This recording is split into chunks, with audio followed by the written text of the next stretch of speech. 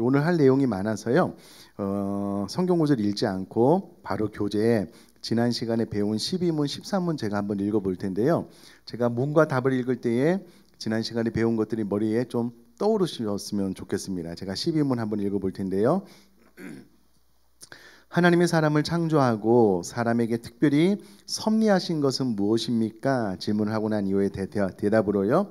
하나님께서 사람을 창조하신 그때에 완전한 순종을 조건으로 그와 생명의 언약을 맺고 선악을 알게 하는 나무의 열매 먹는 것을 사망의 형벌로 금하셨습니다. 지난주에 배운 것이 머리에 조금 떠올랐으면 좋겠고요. 13문은 우리 첫 조상이 창조된 원래 상태 그대로 있었나요?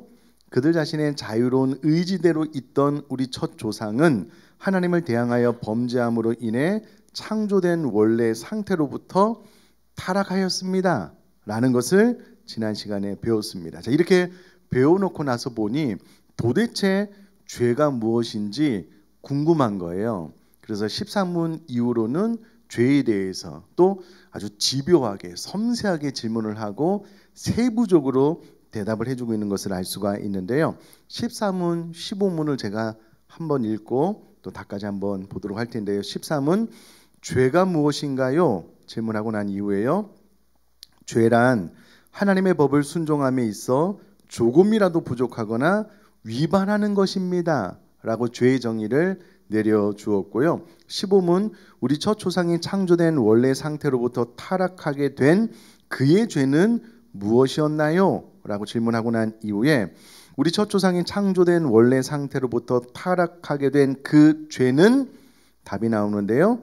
그들이 그 금지된 열매를 먹은 것입니다. 라고 대답을 합니다. 자, 심각한 죄의 문제이기 때문에 꼼꼼하게 또 이후로도 잘 질문하고 설명하고 있는데요. 13문, 15문을 통해서는 죄는 무엇이고 하나님의 법이란 무엇이고 구체적으로 어떻게 무슨 죄를 지었다는 것인지도 자세히 묻고 대답을 해주고 있습니다. 자, 그러면 죄의 정의부터 보면은요, 정의가 매우 독특하다는 거예요. 아주 중요합니다. 도덕이나 윤리에서 정의하는 죄와는 확연히 다르고요. 지나가서 죄는 하나님의 법을 순종함에 대해 조금이라도 부족하거나 위반하는 것을 말합니다. 여러분, 죄의 정의를 이렇게 정확하게 알고 계시면 좋겠는데요.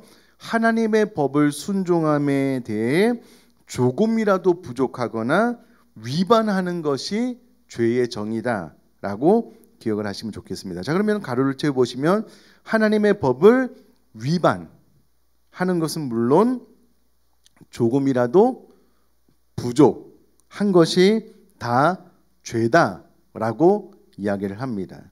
여러분, 이게 기준이 어마어마하게 높은데요. 죄의 정의는 다시 한번 하나님의 법을 순종함에 대해 조금이라도 부족하거나 위반하는 것, 이것이 죄다라는 겁니다. 어려운 것은 아니니까는요. 자, 하나님의 법은 뭐냐라고 했을 때에 하나님의 법은요, 뒷페이지를 보시면 성경의 전반적인 내용을 통해 우리에게 하나님의 법이 알려졌는데 특별히 십계명을 통해 우리에게 압축적으로 요약되어 가르치고 있다라는 거예요. 그러니까 하나님의 법이 성경 전반에 다 나와 있는데요. 십계명을 통해서 압축적으로 하나님의 법이 무엇이다라는 것이 우리에게 전해졌고 십계명을 두 개로 요약을 해보면 하나님을 어떻게 사랑할 것인가, 이웃을 어떻게 사랑할 것인가 라는 내용이 10개의 계명으로 우리에게 주어졌고 그것이 하나님의 법이다 라고 소개의 문답은 우리에게 잘 알려주고 있습니다. 요약을 하면 하나님의 법은 성경 전체에 다 기록이 되어져 있는데 특별히 십계명을 통해서 십계명의 핵심적인 우리에게 말씀하신 하나님의 법이 무엇이냐면 하나님을 사랑하는 것, 이웃을 사랑하는 것, 이것이 하나님께서 우리에게 말씀하신 하나님의 법이다 라고 명확하게 잘 알려주고 있는데요. 자, 그러면 아담은 대체 무슨 죄를 지었습니까? 도대체 아담이 무슨 행동을 했기에 그것을 죄라고 말하는지 궁금할 수 있잖아요. 아담이 행한 그 죄의 행동은 금지된 실과를 먹어버린 것, 우리가 다 잘 알고 있는 내용입니다. 뱀이 하와를 꿰었고요. 하와가 그것을 먹고 자기 남편도 줬고요. 남편도 먹고 이렇게 정말 뭐라 말하기 힘든 말도 안 되는 안타까운 일이 벌어지고요. 그 불순종으로 인하여 타락이 이루어졌습니다. 자, 아담이 지은 죄의 핵심은 하나님 말씀을 지키지 않은 것입니다. 다시요. 아담과 하와가 지은 죄의 핵심은 하나님의 말씀을 지키지 않은 겁니다.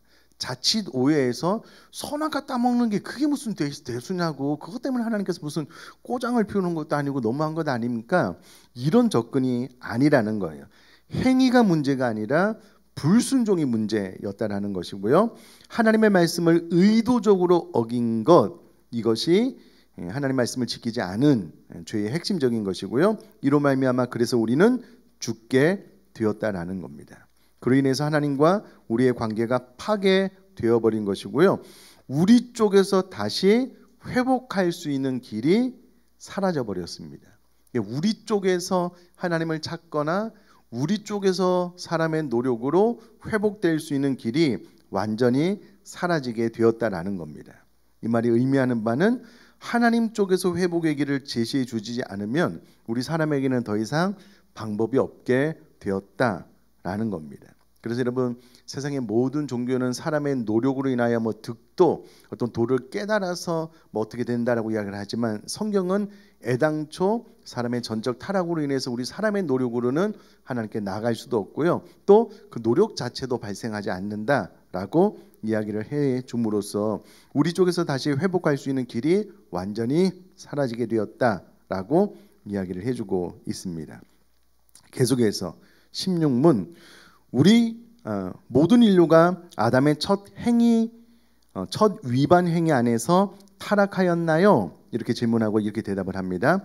아담과 이루어진 언약은 그만을 위한 것이 아니라 그 자손까지라서 일반적인 출생으로 난 그의 후손인 모든 인류는 아담의 첫 위반과 함께 그 안에서 죄지었고 그와 함께 타락하였습니다. 온 인류에게 전가된 아담의 범죄에 대해서 16문이 알려주고 있는데요.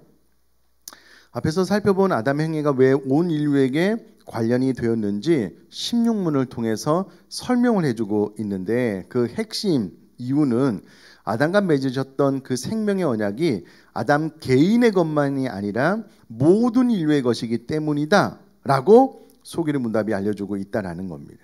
그래서 온 인류는 아담이 지은 그 범죄와 함께 그 안에서 죄지었고 그와 함께 타락했다라고 소기의 문답이 설명을 해주고 있습니다.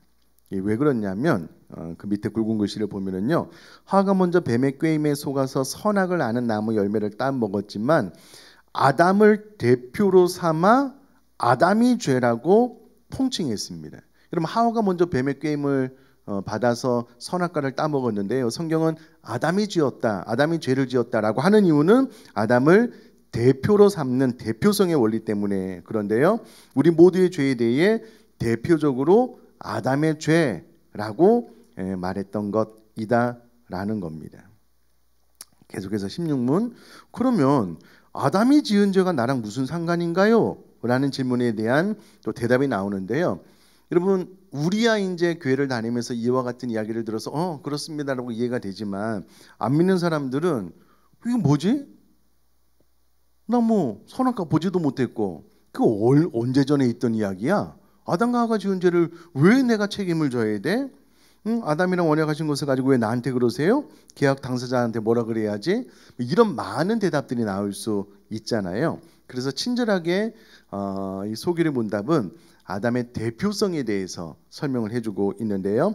3페이지 아담의 대표성 밑에 보면 소기의 문답 12문에서 맺었던 그 언약의 성격에 관해 부연 설명을 해줌으로써 그 질문에 대답하고 있는데요.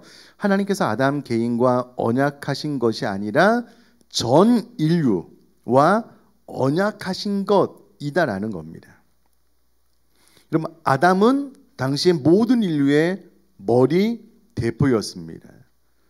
설명을 참 잘해놓고 있는데요.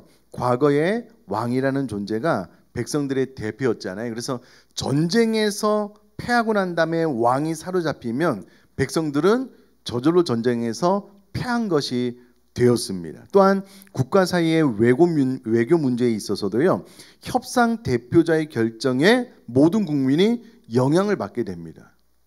아니, 협상 대표자가 가서 다른 나라와 이제 협상을 했어요. 그러면 그것이 우리나라 전체에 영향을 미치잖아요. 내가 안 갔어요. 나는 그 자리가 어떤 자리인지도 몰라요. 그랬는데도 협상 대표가 협상을 하면 그것이 우리나라의 전체에 영향을 미치고, 과거의 왕이 전쟁에서 패하면 백성 전체가 전쟁에서 패한 것이 되는 것처럼, 아담이 대표성의 원리를 가지고 있기 때문에 아담의 범죄가 모든 인류의 범죄가 되었다. 왜냐하면 애당초 하나님께서 아담 개인과만 언약하신 것이 아니라 전 인류와 언약했고, 아담이 죄를 지음으로 전 인류가 죄를 지은 것이 되었기 때문에 그렇습니다. 밑에 보면은요, 더구나 바로 이 원리에 의해, 즉 아담 한 사람에 의해 수많은 사람들에게 죄가 전가되었듯이, 동일한 원리 안에서 그리스도 한 분만으로도 수많은 사람들이 구원을 받을 수 있는 것입니다. 같은 원리입니다. 아담이 전 인류의 대표로서 죄를 지어서 온 인류의 죄가 전가된 것처럼, 예수님이 십자가에 달려 죽으시고 죽음에서 부활하신 대표성의 원리를 가지고 우리 또한 죽음에서 부활할 수 있게 된 것인데요, 아담과 하와가 죄가 전 인류에 전가된 것처럼 예수님의 죽음 이후의 구원이 모든 예수님을 믿는 사람들에게 전가되어서 동일하게 구원을 받는 것과 같은 논리, 같은 맥락이다라는 겁니다. 제가 좀 빨리 진행하는데요, 저 뒤에 내용이 더 중요하기 때문에 그렇습니다. 시간 내서 한번 천천히 읽어보시면, 아, 목사님 한 말씀이 이 말씀이구나, 자세하게 설명이 되어져 있으니까는요, 그렇게 보시면 좋겠습니다. 자, 17문이요. 이 타락이 인류를 어떠한 상태에 이르게 하였나요? 라고 질문을 하고요, 이 타락은 인류를 죄의 상태와 비참함의 상태에 이르게 하였습니다 라고 대답을 합니다. 그래서 죄의 대가는 사망입니다. 사망. 앞에서 살펴본 아담의 범죄로 인해 우리도 함께 타락했다고 했는데요, 그렇다면 우리도 사망의 형벌을 받게 된다는 것이므로 우리의 상태가 구체적으로 어떤 상태가 된다는 것인지 묻고 대답을 해주고 있는데요, 17문의 대답은 두 가지입니다. 죄의 상태와 비참함의 상태. 그러니까 이 타락의 인류를 어떤 상태에 이르게 하였나요? 질문을 했더니 죄의 상태와 비참함의 상태에 이르게 했다라고 대답을 합니다. 논리상으로는 지금 사망에 대해서 좀 더 부연 설명이 나와야 될 것 같은데, 왜 죄의 상태와 비참함의 상태를 말하는 것일까요? 그것은 이것이 곧 사망의 형벌이기 때문이다라는 겁니다. 그럼 밑에 설명이 참 저는 개인적으로 마음에 와닿았는데요, 여러분, 우리가 살아서 뭔가를 먹고 말하고 어디를 가고 이렇게 다니는 것이 마치 살아있는 것처럼 느껴지잖아요. 그런데 죄의 상태와 비참함의 상태에 머물고 있는 것이고, 곧 이것이 죽은 상태라는 겁니다. 아직 육신으로 죽지는 않았지만 거듭나지 않은 사람은 영적으로 죽었고요, 또 육신도 죽음을 향해 치달아가고 있다라는 거예요. 그래서 살아있는 것 같아도 허상일 뿐인데요, 소기름 문답 1문에서 인간의 목적에 대해서 배웠는데, 그 목적과 상관없이 사는 것은 더 이상 삶이 아니라는 거예요. 살아도 사는 게 아닙니다. 진정한 의미에서 거듭난 사람들은 소기름 문답 1번, 하나님을 영원롭게 하며 영원토록 그분을 즐거워하는 삶을 살게 되고요, 그것이 믿는 사람으로서 의미 있는 삶이고, 그렇지 않은 삶은 살아도 사는 것이 아니고 죄의 상태와 비참함의 상태에 놓여 있는 것이다라는 겁니다. 자, 그럼 또 더 구체적인 설명이 필요해서요, 18문에 사람이 타락한 상태에서의 죄악됨이란 어떻게 이루어져 있나요? 라고 질문을 하고요, 이렇게 대답을 합니다. 사람의 타락한 상태에서의 죄악됨이란 아담의 첫 범죄에 대한 죄책과 근본적인 의로움이 결핍된 것과 온 성품이 부패한 것인데, 이것은 일반적으로 원죄라 부르며 그 원죄에서 모든 범죄의 행위들이 비롯되어 뒤따릅니다 라고 대답을 해줍니다. 18문이 오늘 배울 핵심적인 질문과 대답 가운데 하나인데요, 죄에 대해서 이처럼 철저하게 분석을 해 놓은 대답이 많지 않습니다. 자, 타락의 결과 인간이 처하게 된 상태가 죄의 상태와 비참함의 상태라고 했더니 18문에서는 그 중에서 죄의 상태에 대해서 구체적으로 살펴보고 있는데요. 죄의 상태 첫 번째는 원죄입니다. 원죄로 말미암아 스스로 짓는 죄를 자범죄라고 이야기를 하는데요. 여러분, 신앙생활을 하신 분들은 원죄를 어떻게 이해를 하냐면 아담과 하와가 죄를 지은 그 죄가 되물림되어서 태어날 때부터 우리 사람 안에 있는 죄를 원죄라고 이야기를 하고요. 이 원죄로 인하여서 스스로 짓는 죄를 자범죄라고 우리가 교회 생활을 하신 분들은 그렇게 이해를 하고 있거든요. 근데 소결의 문답은 그 원죄를 구성하고 있는 요소가 무엇인지 섬세하게 디테일하게 가르쳐 줍니다. 여러분, 이게 너무 중요한 오늘 배워야 될 교리 가운데 가장 핵심적인데요. 원죄를 구성하고 있는 세 가지 요소가 있다는 거예요. 첫 번째가 죄책, 두 번째가 의의 결핍, 여기서는 근본적인 의를 말하고요. 세 번째는 성품의 오염. 그러니까 아담과 하와가 지은 죄가 그 후손에게 되돌림되어서 태어날 때부터 원죄를 가지고 태어나는데요. 그 원죄를 구성하는 세 가지 요소, 원죄를 이렇게 쪼개어 봤더니 원죄를 구성하고 있는 세 가지 요소가 죄책, 의의 결핍, 성품의 오염이다라는 거예요. 이것이 원죄를 구성하고 있는 세 가지 요소다라고 원죄를 세부적으로 설명을 해주고 있습니다. 죄책은 무엇이냐면 넌 유죄야 라는 유죄 판결을 받아서 죄의 책임을 져야 된다라는 거예요. 법정에서 판결을 받은 것과 같은데요. 세상 법정에서는 아무런 말을 하지 않더라도 하나님 앞에서는 아담과 하와 이후로 태어나는 모든 사람들은 원죄, 죄책을 갖고 살게 됐다는 거예요. 죄책. 자, 두 번째는 의의 결핍입니다. 우리에게 의라는 것을 찾기 힘들게 되었다라는 건데요. 여러분, 원죄를 가지고 태어난 사람들은 거듭나 하나님의 백성이 되기 전에는 의를 행할 수가 없습니다. 왜냐하면 처음 창조 시에 받은 그 하나님의 형상으로서의 의를 상실했기 때문에 그렇습니다. 그래서 타락한 인간은 아무리 선한 것을 하려고 해도 그것은 하나님 앞에서 의롭지가 않습니다. 왜냐하면 하나님의 기준에 못 미치기 때문에 그렇습니다. 그와 같은 원죄를 가지고 태어났고 의의 결핍 때문에요.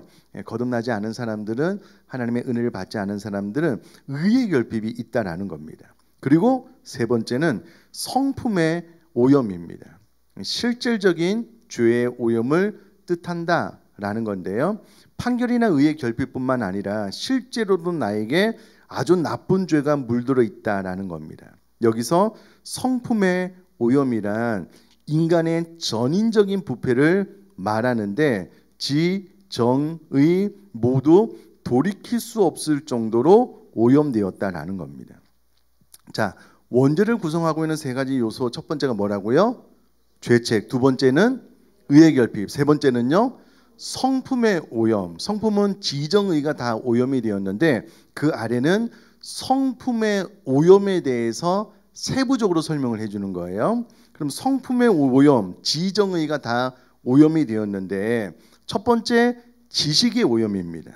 자, 원래 인간은 하나님을 알도록 창조되었는데 그것이 오염되어 하나님을 모르게 되었고요. 이 세상을 잘 다스리도록 창조되었는데 그것이 오염되어 이 세상을 어떻게 경영해야 할지도 모르게 됐다는 거예요.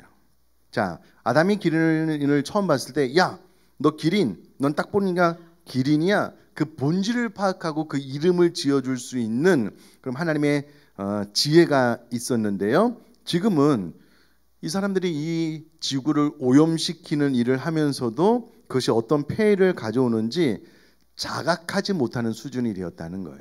환경오염도 마찬가지고요. 그러면서 그 설명을 공장 폐수, 처음에 그냥 드넓은 바다에 그냥 때려 부으면은 이 바다가 다 정화시켜서 괜찮아질 줄 알았는데 바다가 이제 정화 능력을 점점 상실해 가고 있는 거예요. 그러니까 이 세상을 잘 경영하지 못하게 된 거지요. 핵 방사는 핵을 잘 사용해서 이 사람이 유익할 줄 알았는데 그 방사능으로 인해서 기형아가 생기더라는 거예요. 유전자 조작 먹거리 등 지금은 뭐 괜찮은 것 같지만 이것이 우리 사람에게 어떠한 피해를 가져다 줄지 사람이 인지를 못하고 그런 것들을 막 개발시키고 있는 겁니다. 여러분 AI가 지금 사람들에게 좀 많은 도움을 준다고 하지만은요, 이미 앞장선 과학자들은 이것이 인간에게 치명적인 피해를 가져다 줄 것이다라고 이야기를 하는데요. 그래서 법조항을 좀 만들어야 된다라고 하는데 그것과 상관없이 지금 막 개발을 하고 있는 거예요. 그러니까 이것이 우리 사람들에게 어떠한 피해를 가져다 줄지 과거에는 이 세상을 잘 경영할 수 있는 능력이 있었는데 지식이 오염된 거예요.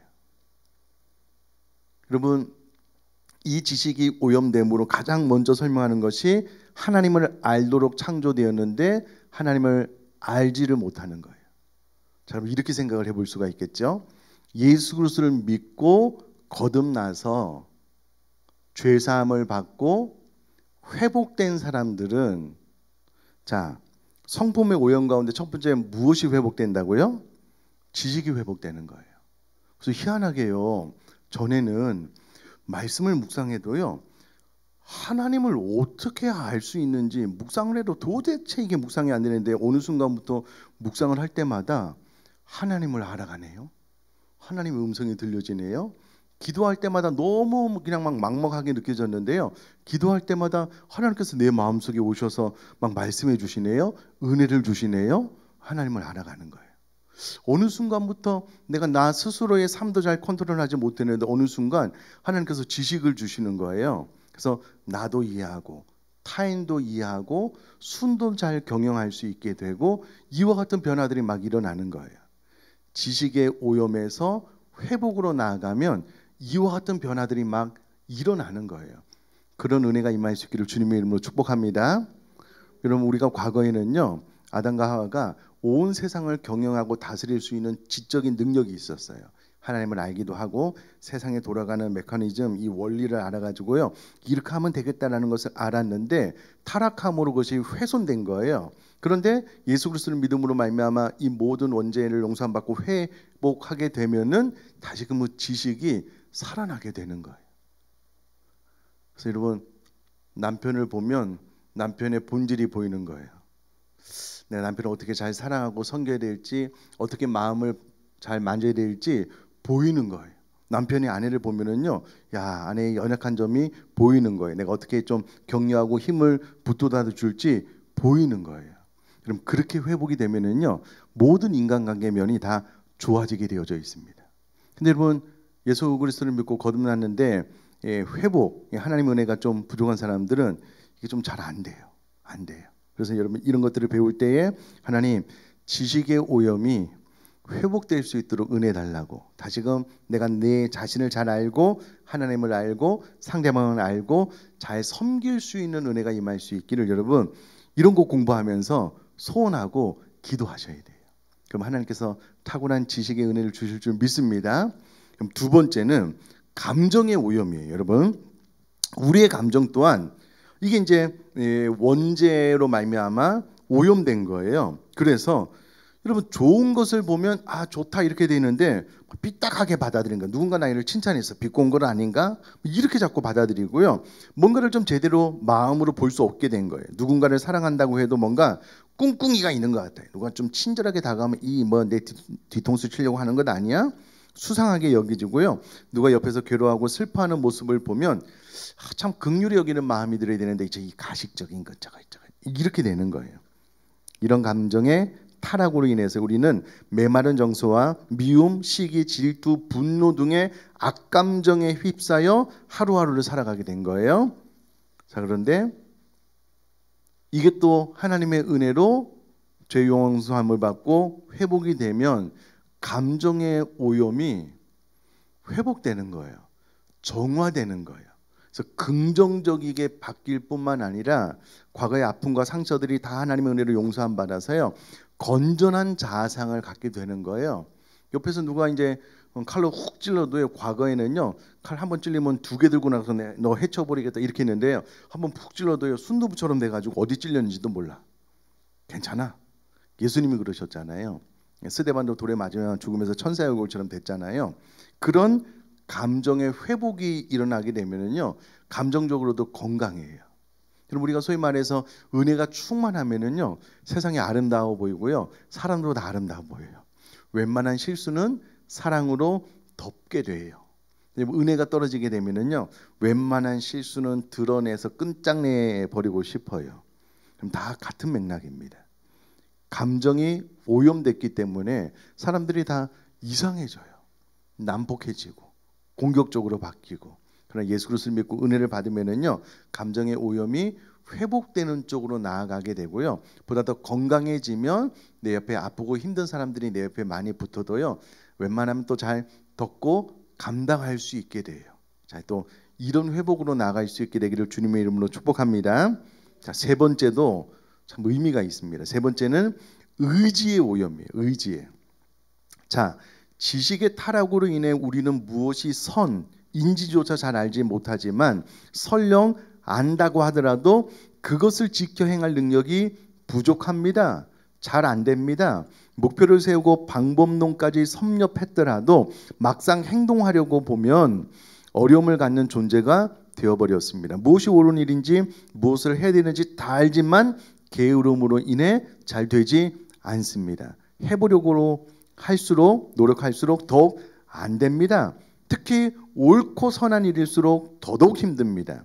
선을 행하려는 의지는 대단히 망가진 것에 반해 악하고 그릇되며 자기 욕심을 추구하는 행동은 대단히 신속하게 행하는 모습을 보게 됩니다. 그러면서 스스로를 합리화하며 행동을 올바르게 돌이키는 것은 최대한 미루고 피하고 외면하기 일쑤입니다.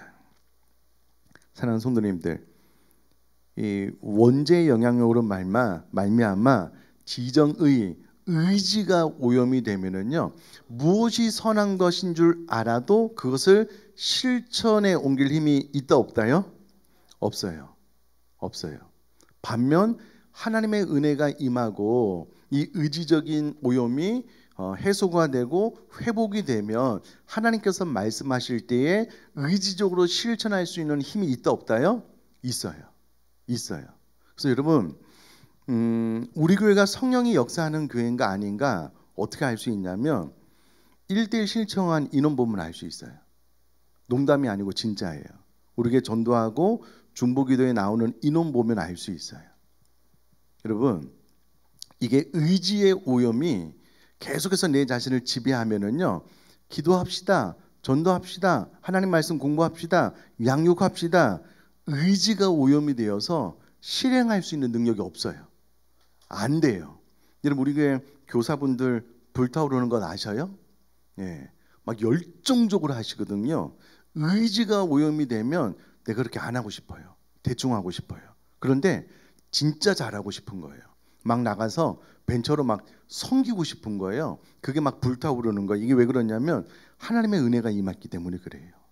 여러분, 이게 그냥 되는 것 아닙니다. 여러분, 앞에서 목사가 암만 윽박지르고 하십시오, 이렇게 해서 되는 문제가 아니에요. 하나님께서 은혜를 주셔서 우리가 하나님 은혜로 회복됐기 때문에 하나님께서 말씀하시면 선을 인지하고 난 다음에 그것이 옳은 일이라면 힘들지만 어렵지만 순종하고 싶은 마음이 내 안에 생기는 거예요. 또 그것을 행동으로 옮길 수 있는 힘도 하나님께서 주셔요. 그러니 여러분, 지식, 감정, 의지의 오염으로 인하여 내가 얼마나 회복되는지를 이 교리문답을 통해서 이렇게 섬세하게 점검해 볼 수 있는 거예요. 하나님의 은혜가 임하면은요, 지식도 감정도 의지도 오염해서 회복되어서 아담과 하와처럼, 아니 예수님처럼 더 건강한 의지로 행동할 수 있게 돼요. 어디까지냐면 예수님께서 십자가를 지시는, 십자가에서 내려오라고 외치는 그들을 향하여 묵묵히 참으면서 끝까지 십자가를 지시는 곳까지 나아가는 행동을 할 수 있게 돼요. 히터를 좀 꺼주셔도 될 것 같아요. 이게 중요한 것이 무엇이냐면요, 이제 의지가 회복이 되면 그곳까지 나갈 수 있다고 그랬잖아요. 진짜 우리들의 의지가 회복되어서 그리스도의 장성한 분량에 충만한 곳까지 이르면은요, 교회를 섬김에 있어서 당하는 모든 아픔과 상처를 뛰어넘습니다. 왜냐하면 예수님이 그러셨거든요. 예수님 우리를 위해서 자신을 내어주는데 침 뱉고 눈 가리고 뺨 때리고 누가 때리는지 맞춰보라고 그러고 십자가에서 내려오라고 막 조롱했잖아요. 끝까지 그 일을 감당해내셔요. 의지적으로 예수님은 죄가 없기 때문에 막힘이 없으셨기 때문에 그래요. 그러니까 우리도 신앙으로 회복하고 영적으로 충만하게 되면은요, 그 누구도 우리가 하나님을 섬김에 있어서 이 의지를 막을 수가 없어요. 하나님께서 은혜 주시거든요. 은혜를 주시거든요. 그래서 이제 열정도 그냥 생기는 것은 아니에요. 하나님께서 나에게 은혜 주시며 내 안에 이런 의지적인 영역들이 회복되거든요. 그렇게 될 수 있기를 주님의 이름으로 축복합니다. 아멘이시죠? 예, 우리 교회가 계속해서 좀 그렇게 되었으면 좋겠어요. 자, 이것이 이제 원죄에 대한 설명입니다. 이 원죄로 말미암아 내가 스스로 나의 의지로 짓는 죄를 자범죄라고 이야기를 하는데요. 이어서 자범죄에 대해서 설명을 해주고 있습니다. 자범죄는 쉽게 말해서 자신이 직접 죄를 짓는 것을 말합니다. 원죄로 인해 근본적으로 의로움도 없을 뿐더러 모든 성품이 부패한 인류는 하는 일마다 죄 아닌 것이 없습니다. 그렇게 아담의 후손들이 살아가면서 실제로 지을 수밖에 없는 수많은 죄들을 뭐라고 그런다고요? 맞습니다. 자범죄라고 그러는 거예요. 자, 그러면 속이는 문답 18문은 이렇게 자범죄가 어디서 비롯됐다고요? 원죄, 맞습니다. 원죄에서 비롯한 것이다라고 설명을 해주고 있습니다. 자, 그런데 이 사실을 사람들은 좀처럼 인정하려고 들지 않습니다. 내가 뭐 어쩌다가 죄를 지을 수도 있는 것 아니야. 근본적으로 죄를 지을 수 있어? 안 하고 인정할 수 없어. 이렇게 되는 거예요. 그러나 인간의 원죄가 자신들의 범죄 행위에 대한 원인이라는 사실을 부정하고 피해가려고 하는 본성을 죄의 결과로 인해 갖게 되었다는 것을 알아야 된다는 거예요. 여러분, 사람들에게 당신 죄인입니다, 원죄를 가지고 스스로 선택하는 모든 것이 죄입니다 라고 말을 하면 되게 기분 나빠합니다. 내가 그런 존재인가? 아닌데, 나는 착한데 선한데. 그러나 성경은 그렇지 않다는 거예요. 자, 계속해서요.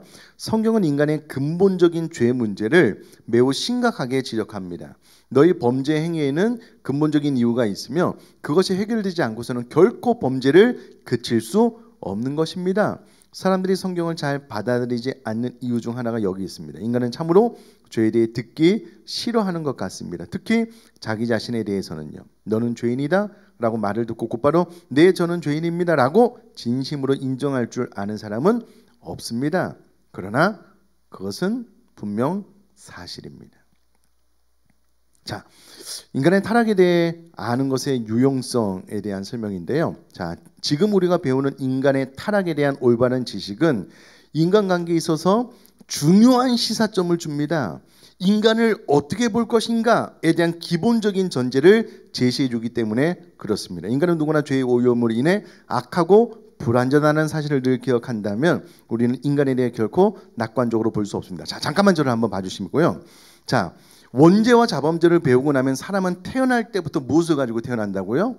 원죄예요. 원죄를 가지고 스스로 죄를 짓는 것을 자범죄라고 하고요. 우리가 하나님의 은혜로 거듭나기 전에는 우리 모두는 이와 같은 죄의 상태에 있었어요. 그러므로 사람은 본질상 진노의 자녀인 거예요. 자, 그러면 우리가 사람을 볼 때에 이 소결의 문답의 안견 관점으로 보면은요, 사람은 태어날 때부터 스스로 선을 행할 수 있다 없다요? 없다예요. 사람은 원래 그런 존재예요. 여러분, 이렇게 보는 것과 사람을 볼 때에 이 사람이 너무 괜찮아요. 그러니까 뭐 누가 가르쳐 주지 않아도 막 선을 행할 것 같아요. 그래서 한두 번 잘못하면 실망을 하는데, 한두 번 잘못해서 실망하는 것이 아니라 한두 번이 아니라 9번, 10번도 그렇게 하는 것이 당연한 거예요. 성경은 우리 사람의 원죄를 가지고 태어나서 그 원죄의 영향으로 스스로 자범죄를 짓고요. 우리 스스로는 더 이상 소망이 없는 거예요. 여러분, 사람을 바라보는 관점이 어느 순간 이 모든 것들을 무시하고요, 다 인격적으로 훌륭하고 멋있는 존재로 바라보면은 그 사람이 한두 번 실수하고 죄를 지으면은요 실망하는 경우가 있어요. 그럼 저를 포함한 모든 사람들은 죄인입니다. 다만 하나님의 은혜가 저를 붙잡아 주실 때만 그나마 회복된 자아상으로 주님 닮아가는 인격으로 말하고 행동할 뿐이지요. 저도 은혜가 떨어지면 여지없이 인간의 모난 점이 드러나게 돼 있어요. 그러므로 여러분, 이제 우리가 이 정도 신앙생활을 했다면 그런 일이 발생을 안 하면 좋겠는데요. 목회자들이 음행, 뭐 교회에서 뭐 돈을 가지고 뭐 횡령했다, 이것 때문에 실망하지 마셔요. 사람은 원래 그런 존재예요. 저도 언제 그럴지 몰라요. 제가 그렇게 하겠다는 게 아니고요. 저도 저 스스로를 장담할 수는 없어요. 여러분, 간혹 교회 다니면서 목사님 때문에 장로님 때문에 실망했다라고 그러는데요. 원래 사람은 그래요. 원래 그래요. 하나님 은혜가 조금이라도 떠나면은요, 저를 포함한 우리도 다 그렇고요. 우리는 지금 여기 앉아서 괜찮은 것 같지만 우리도 죄를 짓는 사람의 그 처절한 상황 가운데 놓이게 되면은요, 저도 여러분들도 똑같이 행동할 거예요. 저는 그렇게 생각을 합니다. 제가 특별히 의인이거나 우리가 그렇지 않아요. 그러니까 이제 신앙생활을 좀 어느 정도 했다면 좀 그런 것 때문에 좌절하거나 실망하지 않고요, 그냥 긍휼히 여겨주시고 기도해 주셨으면 좋겠습니다. 물론 바르게 세우지 말라는 아니에요. 바르게 세워야 됩니다. 그러나 사람 때문에 낙심하고 좌절할 이유는 없다라는 거예요.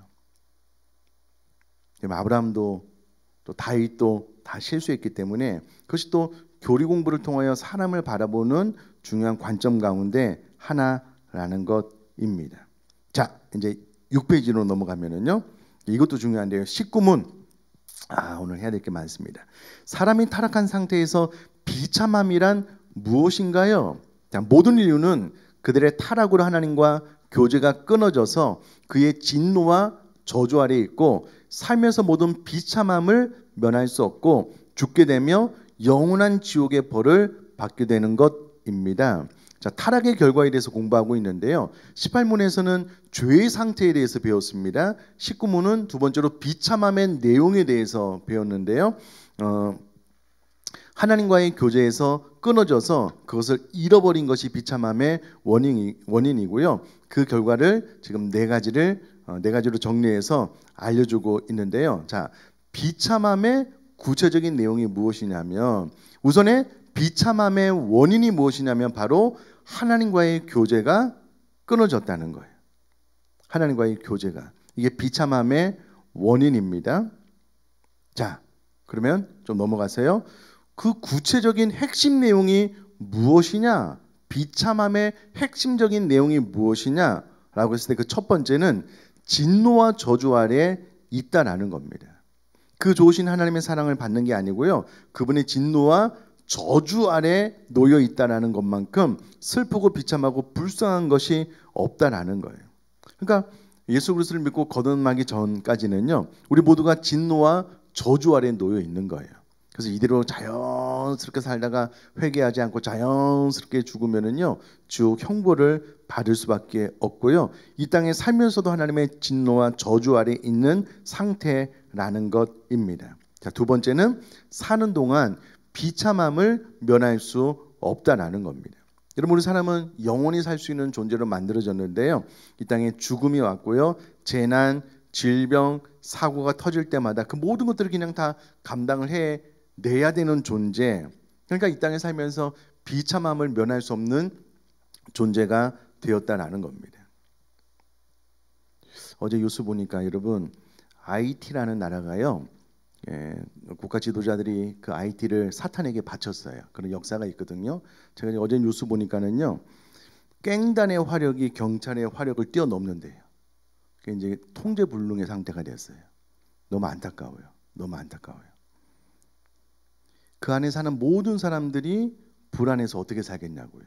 우리도 마찬가지입니다. 늘 질병, 사고, 재난, 이 어려운 가운데 삶을 살아가야 되잖아요. 사는 동안에 비참함을 면할 수 없게 되었고요. 세 번째는 죽는다는 겁니다.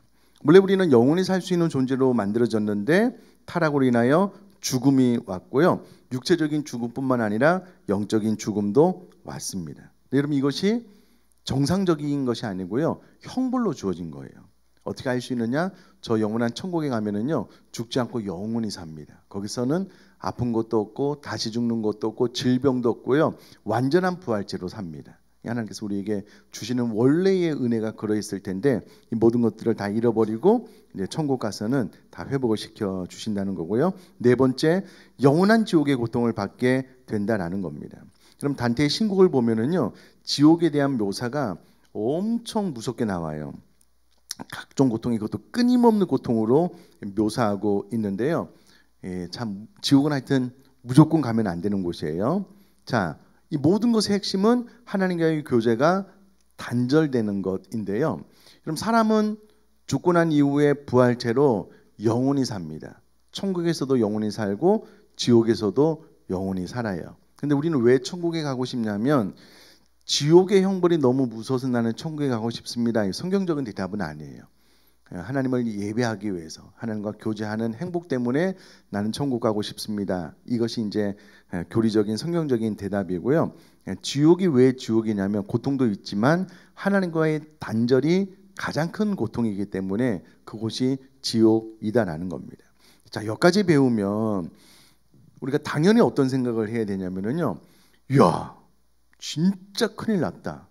이대로는 안 되겠다. 내가 진노 아래에 있지, 모든 재앙이 나에게 임하지, 질병이랑 막 이런 건 임하지, 막 죄로 인하여 죽게 됐지, 또 영원한 지옥 형벌을 가게 됐으므로 이대로는 안 된다. 뭔가 대안이 있어야 된다. 이제 이렇게 교제가 안내를 해줍니다. 그래서 사도행전 2장을 보면은요, 베드로가 오순절 설교를 했을 때에 청중들이 마음에 찔려서 형제들아 우리가 어찌할꼬라고 반응하면서 야, 우리 큰일 난 건 아니야? 원죄, 자범죄로 인하여 이렇게 많은 죄를 짓고 죄의 형벌 비참함, 야, 지옥 형벌 받으면 이제 우리 큰일 났다. 어떻게 해야 되느냐? 이 질문이 자연스럽게 생겨나게 될 것인데 중요한 것은 7페이지 밑에서 세 번째 굵은 글씨 보면은요. 결국 우리 쪽에서 갈 수 있는 방법은 이미 상실되고 없다는 거예요. 앞에서 배웠습니다. 우리 쪽에서 갈 수 있는 방법은 이미 상실되었습니다. 없습니다. 그러면 어떻게 해야 되냐면 정답은 하나님께서 오셔야 된다는 거예요. 오셔야 된다는 거예요. 그래서 이 신문에는 은혜의 언약의 희망으로 나아가는 거예요. 우리 힘으로는 하나님 앞에 나아갈 수 없기 때문에 하나님께서 우리에게 어떤 일을 행하셨는지 또 이 신문부터 은혜의 언약의 희망을 배우게 됩니다. 자, 우리가 이제 일주일에 한 번씩 배워가지고 사실 지난주 것도 약간 희미하지만 지지난주 거는 거의 기억이 안 나시죠? 시간 날 때 한번 이렇게 이게 정독해서 쭉 읽으시면은요, 와, 소결의 문답이 하나님부터 시작해서 하나님, 예수님, 성령부터 시작해서 이런 흐름으로 기가 막히게 만들었구나라는 것을 알게 될 거예요. 나중에 여러분 두 번째 교재에서 하면은 거기에 소결의 문답이 큰 표로 되어 있거든요.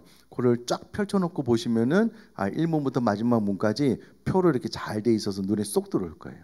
교재를 꼭 사기를 추천을 드리고요. 또 시간이 될 때 한번 읽어보시면 강의한 전체를 그냥 다 프린트해서 드리기 때문에 읽기만 해도 은혜가 돼요. 저는 오늘 교리를 통해서 야, 원죄로 인해서 내가 지정의가 오염이 됐으므로 내가 이 지정의가 좀 반드시 회복되어서 온전한 하나님의 사람으로 살았으면 좋겠다라는 그런 열망, 기도를 하게 되었는데요. 우리 각자 배운 바대로 하나님 앞에 1, 2분 정도 하나님 이런 은혜가 나에게 임했으면 좋겠습니다 라는 마음으로요 기도하고 제가 마음을